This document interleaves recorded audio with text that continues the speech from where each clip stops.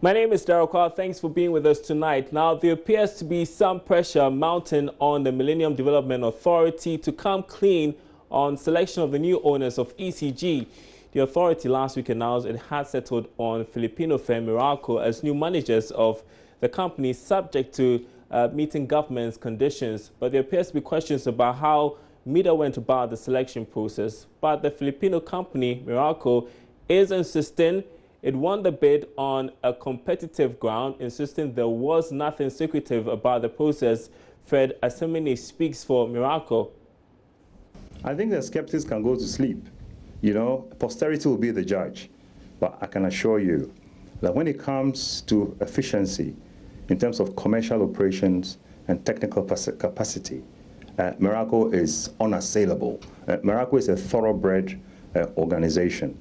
And it's also a people-centered company. It's very important. Meralco has won several international awards for being, you know, a preferred and most admired employer. Because, you know, in this business, apart from technological innovation and excellence, it's run by human beings.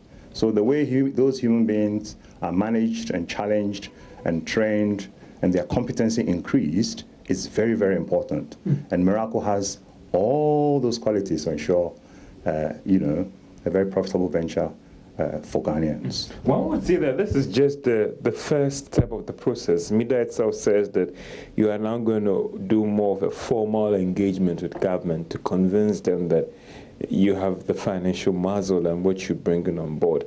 How prepared are you for that government man-to-man talk and to show them the documents about why you should be the final winner of this whole process? Well, we've been ready. If the negotiations commenced yesterday, we'll be ready. If they commence today, we'll be ready.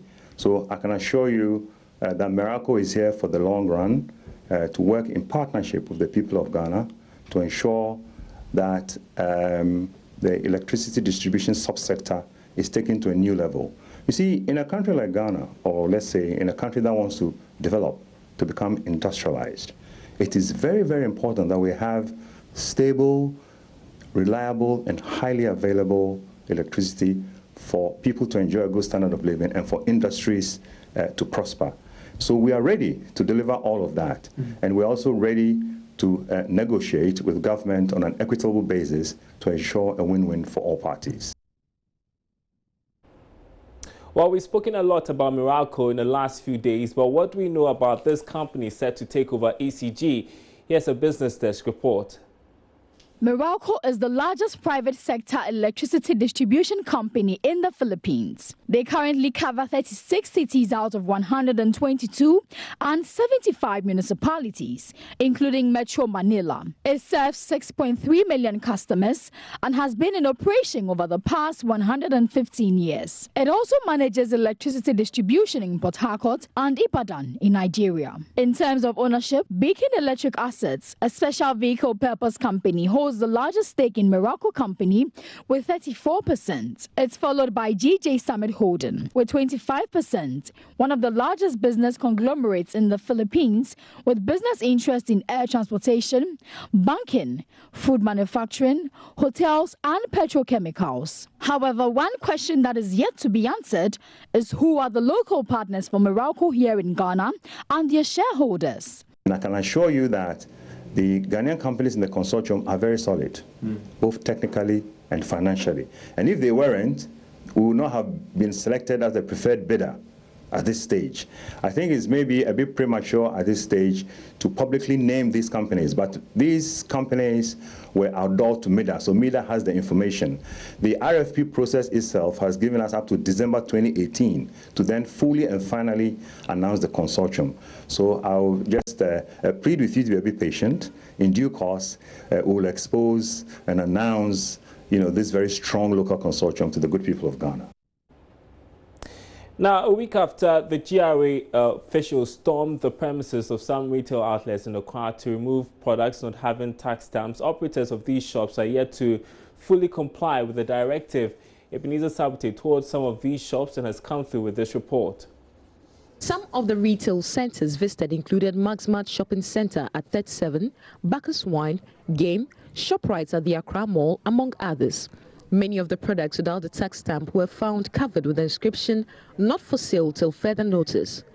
An indication that managers of these retail shops are taking steps to ensure their products are fixed with the tax stamps before displaying them for sale. Implementation of the excise tax policy began by the Ghana Revenue Authority last month. According to the GRA, the next stage will be to confiscate products not affixed the tax stamp from the market after seizure. The stamp will help identify whether a particular product is genuine or otherwise. Bobby Ansah is the head of public affairs at the GRA. The next time we are going to seize the products. We also want to appeal to Ghanaians that from now, if you don't see the excise tax on the product we are talking about, don't buy them because we cannot vouch for the genuineness of the product. Meanwhile, some manufacturing companies have installed the fixing machine despite the agitation on the cost. Government will, from the beginning of next month, launch the much talked about Nation Builders Corps. The program is aimed at providing employment for the youth with tertiary education but struggling to find jobs. Vice President Dr. Mahmoud Bawumia disclosed this at the congregation of the University of Education, Winneba. He said about 100,000 graduates who have completed their national service are expected to be engaged under the program. The Nation Builders Corps is going to be hiring graduates, and you have 7 modules that are going to be outdoored. You have the Feed Ghana module, where you want to have people who go in as agric extension officers to help our farmers. You have the Educate Ghana module, where we want people who will help in our high schools for teaching, especially in science and mathematics. You have the Revenue Ghana module, will take graduates into the Ghana Revenue Authority to help in the collection of revenue. You have the Heal Ghana module, where you will employ nurses who have been sitting at home for years without jobs. We will be finding them space in the Heal Ghana module. You have the Enterprise Ghana module, where you will assign graduates to various private sector enterprises for jobs and skills training as well as development. Then you have the Digital Ghana module, where graduates will be sent on the IT sector for the Digital Ghana agenda, the transformation agenda, using whether they will be attached to the NIA or to the Ghana Post Office or to the births and deaths or to the land registry. They will be doing digitization work for this country. And so we have also the Governance Ghana module, where people will be attached to various local authorities. We are beginning this. And this year, by the grace of God, we will be recruiting 100,000 graduates into this. It is a broad-based program which will spread across every constituency in this country. And the minimum number of graduates per constituency under this program that will be hired will be 300, and it will go up to 450 depending on the size of that particular constituency. Well, government is being urged to work with the private sector in order to explore ways of making the Nation Builders Corps program more sustainable. The program was announced as government's initiative in the 2018 budget to provide some 100,000 jobs to graduates to mitigate graduate unemployment. Now, speaking to Joy Business, lecturer at the University of Ghana Business School, Dr. Kobe Mensah said the project is a laudable initiative, but more must be done to ensure its sustainability. We have always said that private sector is the engine of growth, or the engine for growth. But of course, it always takes government policy to drive the momentum. And so if the government is actually pushing the idea of the Builders Corps, I think it's in the right direction. But of course, we look at sustainability, and therefore, once government take the initiative to introduce, how do we then introduce the private sector to support that? I mean, to expand it and to sustain it. It's crucial. So perhaps after the introduction of it, or government taking the initiative to introduce over a period, let's say 2-3 years down the line, we've got to review it. Or even immediately it's been introduced, we have to start thinking about reviewing and thinking about what role would the private sector actually play or can play in sustaining and making it better? I think that's a good idea. So it's always good for government interventions like this, but we must think beyond introducing it and think about sustainability and making it better. So yes, students are very hopeful for this particular project. Of course, we have a history, and the history is national service. It's been there, it's been sustainable over years, but of course there's always room for improvement. So if we're talking about the Builder Score, fantastic idea. How do we make sure that the private sector supports and make it better and sustainable? Well, so what do students make of this? Some final year students of the University of Ghana are calling for transparency and accessibility to government's programs and policies aimed at creating employment for them. Now, according to these students, government's interventions in the past have been limited only to a selected few and rolled out along political lines. My colleague Karen Dodu spoke with them. Today I'm here at the University of Ghana to find out the perspective of graduates, upcoming workers, to find out what they think of these programs and this new one to be rolled out. So I've been joined by these level 400 students, and they're going to tell me what actually they think of the Nation Builder Score. Ethel, you are a level 400 student and you'll be graduating school in some months. Tell me, do you think the government is doing enough to cater for the employment status of graduates like you? Well, frankly, no. I don't think they are doing enough to cater for the graduate unemployment in the country. And this NAPCO policy or project that they are bringing up, I only hope they give us more information as to how exactly it's going to eradicate unemployment. If they are going to bring investors, or if they are going to open the factories that they spoke about, so that the 100,000 unemployed graduates will be employed by those. If we get to know exactly how they are going to go about it, I'm sure we'll know how it's going to help us, how we'll fit in. Now, Ethel is saying that she feels government is not doing enough, but then there have been several other projects. I know some have benefited from it, some are still trying to get into it. You still think that is not enough? I think the government is doing well. The main issue is with information.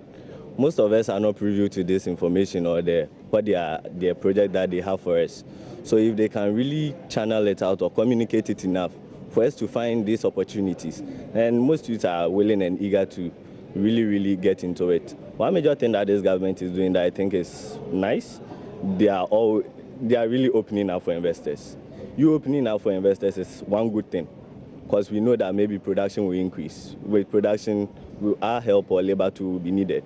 But just to tell us that you need 100,000, you are going to offer 100,000 opportunities. As Itel said, he needs to come and give us more feedback. What are you really going to do? Are you taking us to the farming or agri sector, or you are diverting us into technology, that IT, that's really fast moving? Most of us too are also trying to get into network marketing. Is that what government is going to put us into? Should come out and give us specifics, because we are really eager to join. We can't be unemployed. We are not waiting. We don't want to get there.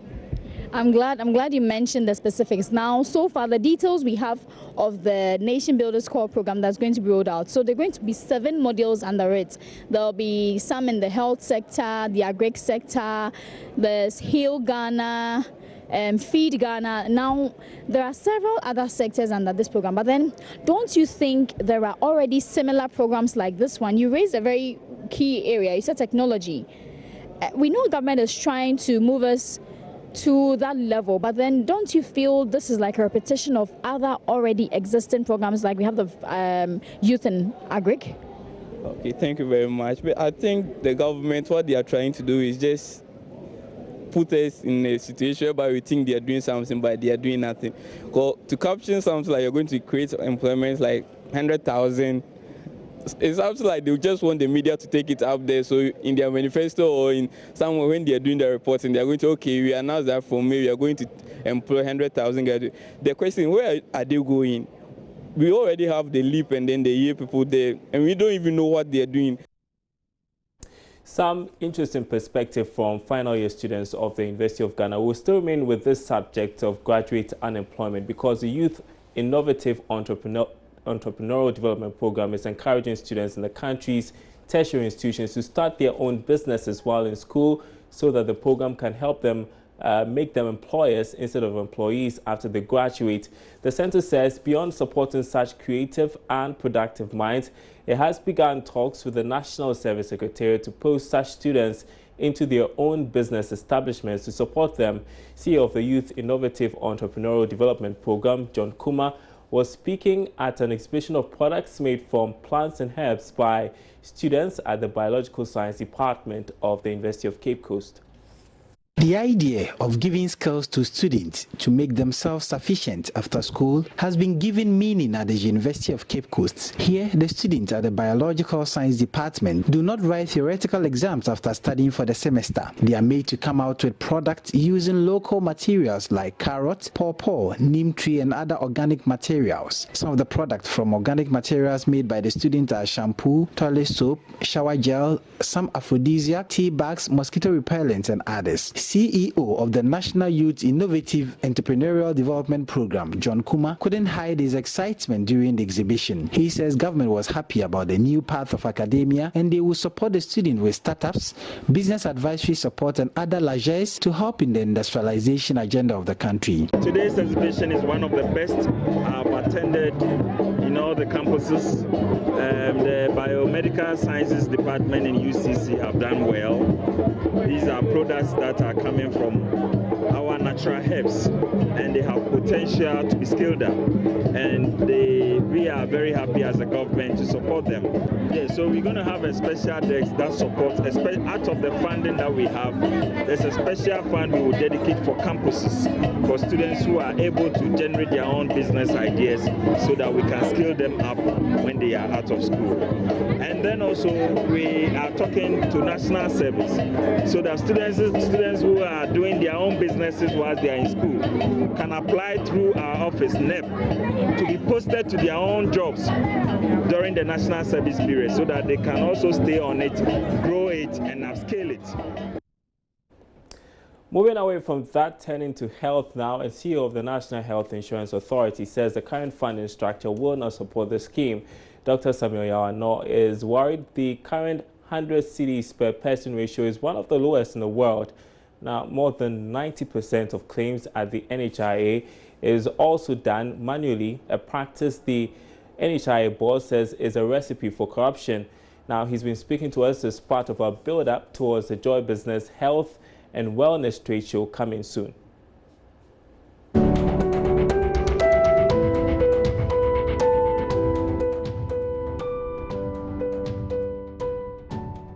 This world research have put down certain basic figures arising out of research, that for you to provide basic health care for a nation, you need minimum about $86 per person per year. Now, this $86, if you want to give slightly better health care, you need to go to about $100 per person per year. Our counterparts in South Africa are doing about $600 per person per year on their health. The Western world are almost doing over $1,000 per person per year. We currently are sitting at 100 cedis per person per year, which translates to about under $30 per person per year. So, starting point, we have to correct that and make sure that we sort out the financing model so that it will be sustainable. That being the big thing. The other things we have found that we are discussing, we put certain things out there that we should discuss to help sort out this financing model. It's generating public discussion. We can come back and detail it. But apart from the money not being enough and the numbers increasing, the other things we'll also find out why the scheme is not doing well is the way we receive claims from the people who see our patients and the way we vet the claims before we pay. At the moment, we are doing all that manually. About 90% of the claims we receive are vetted manually. We're receiving almost about 30 million claims every year. Can you imagine handling all of this manually, and the human interference? People's relatives are submitting claims. They are putting undue pressure on them to do theirs fast or to go through theirs quickly. It becomes very, very difficult to monitor what is going wrong, what is not going wrong.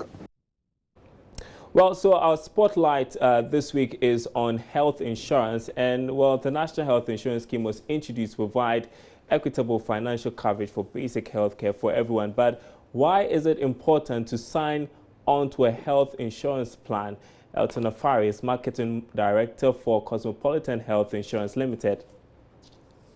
It is important if you are looking at cost containment, if you're also looking at, because medical care actually is expensive. You never know when you can fall sick or encounter a problem. And gone are those days where we wait till we get sick, then we'll look for money. You may not prepare, and health won't tell you when, sickness won't inform you when you are going to, the sickness is going to come or not. It's like accidents. You will not know when you encounter an accident. So we try to run a scheme or anticipate that there's going to be a risk. And so if you have some form of amount available, you'll be able to pay in.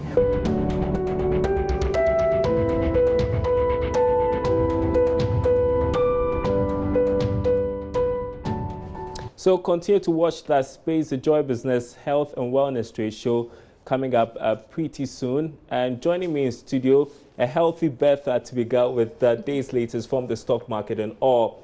So it's still doing very well, actually. You were telling me about Societe Generale. Fill us in. Well, Societe Generale continues to add up to investors' capital. Last week, we saw it showing up on its week opening value. And by close of today's trade, it was part of the top gainers. It added 1.46% to investors' capital.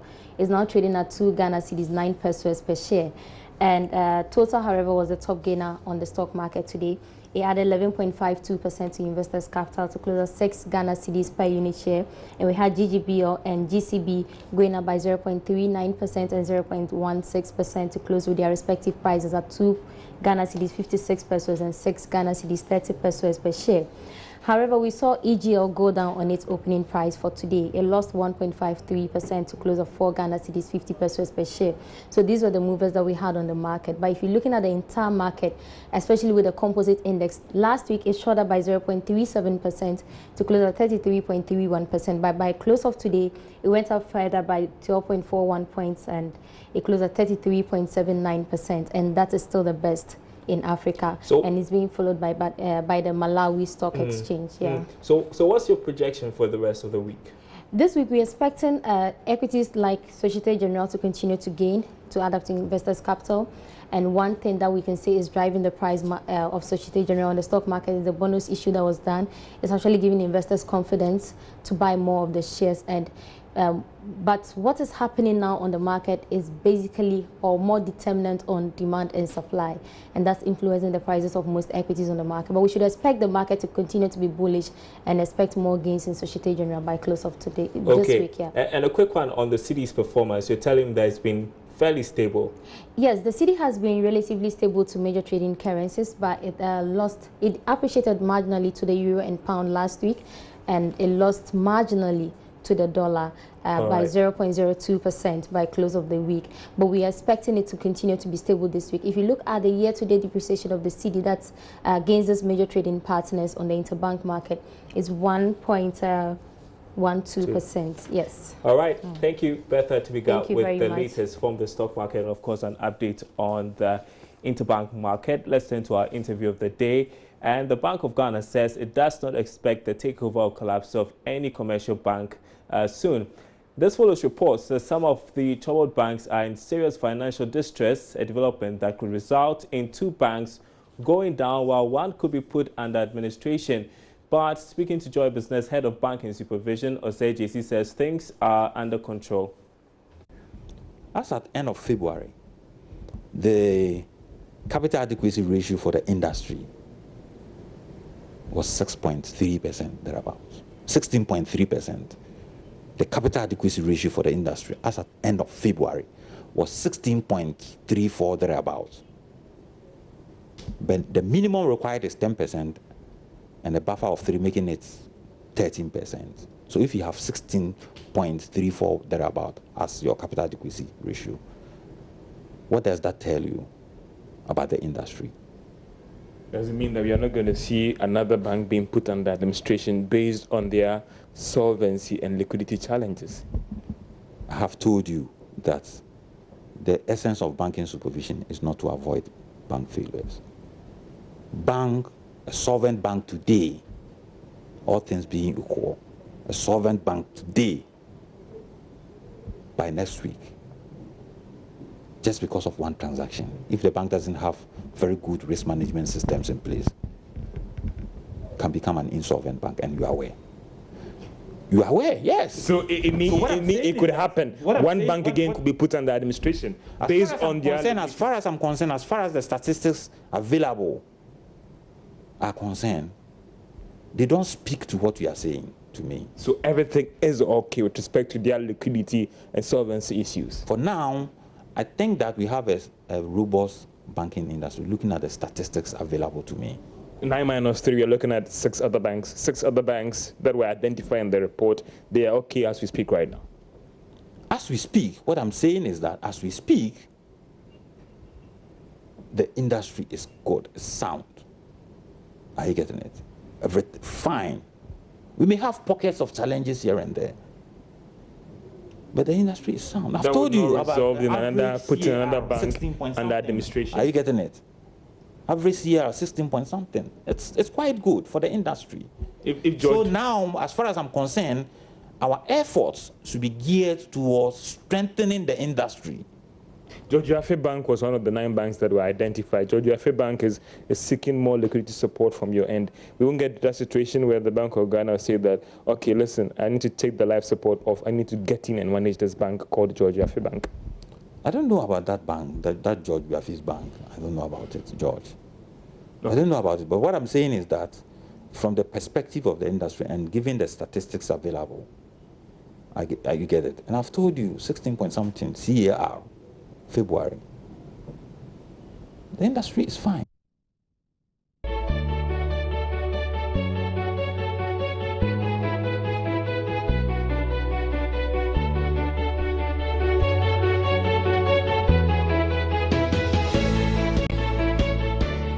And thanks for watching our program tonight. My name is Daryl Kwao. There's more news on our website, myjoyonline.com/business. We are back same time tomorrow.